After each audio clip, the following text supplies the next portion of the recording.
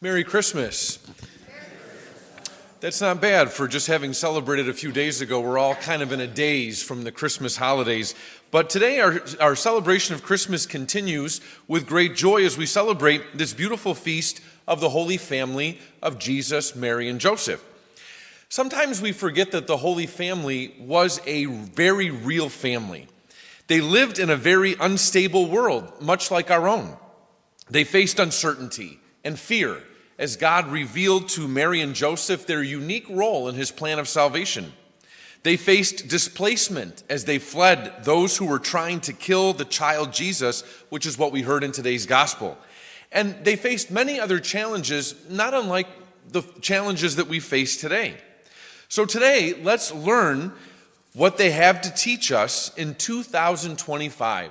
And we need to learn from the Holy Family because today we know fewer and fewer people, sadly, are even getting married, and more children are growing up without the stability of a mother and a father committed to one another and to them. And also we know that in seemingly stable families, everyone is sort of living their own individual life, maybe all under the same roof, but in different rooms, on different screens, and so on. So what does the Holy Family teach us all today? Let's begin with Mary. From the time the angel Gabriel appeared to Mary and announced to her that God had chosen her to be the mother of his son, to the birth of Jesus, to the flight to Egypt, Mary went through a lot. Mary shows married couples that love is not about control. It is about trust in God. It is about trust in God. Mary does not always fully understand, but with Joseph, she abandons herself to the will of God and she trusts in him.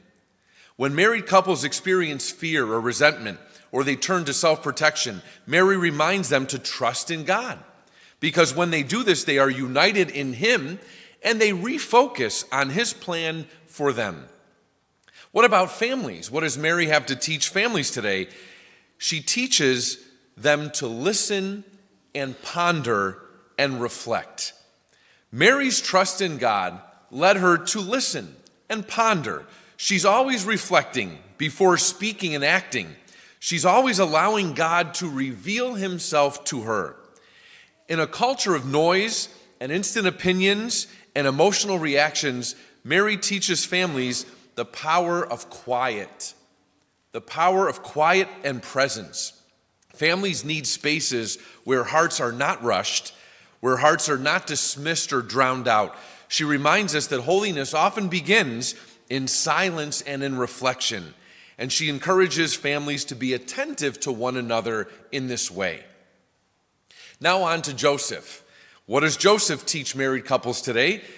It's interesting that Joseph never says a single word in sacred scripture. So if your husband or father is more on the quiet side, maybe he's like St. Joseph. St. Joseph doesn't speak, but he always acts. He's protecting, he's providing, he is doing what the angel of the Lord commands. After he discovers that Mary's child is the Son of God, he takes them into his home. We heard in today's gospel he took Jesus and Mary to Egypt to flee the massacre of children that was put on by Herod.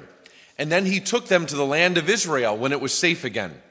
So Joseph teaches married couples that marriage is not conditional and that love involves faithful commitment. Joseph does not walk away when life becomes tough. He does not abandon his duties or his responsibilities when God's plan differs from his own. How about families? What does Joseph teach them? The power of quiet leadership. Joseph leads, but without dominating. Joseph protects, but without controlling. Joseph works, he sacrifices, he places the needs of his family before his own. Families today do not need louder voices. They need steadfast witnesses. Joseph shows us all, parents, especially fathers, that children learn by example. He reminds us that holiness involves just showing up, working hard, praying regularly, and loving faithfully. Now on to Jesus. What does Jesus teach married couples and families today? Two important things. First, he teaches obedience. As a member of the Holy Family, Jesus was obedient to Mary and Joseph. And as God's Son, Jesus was obedient to the will of the Father. That's why he came. Obedience is not weakness, it is love rightly ordered. And secondly, Jesus teaches, and this is perhaps the most important, sacrifice. The very reason he was born for us was to give his life in sacrifice for us to save us from sin and death. The early church pointed out, and the church has always recognized, from the wood of that crib over there to the wood of the cross right there, Jesus' life was a total self-gift.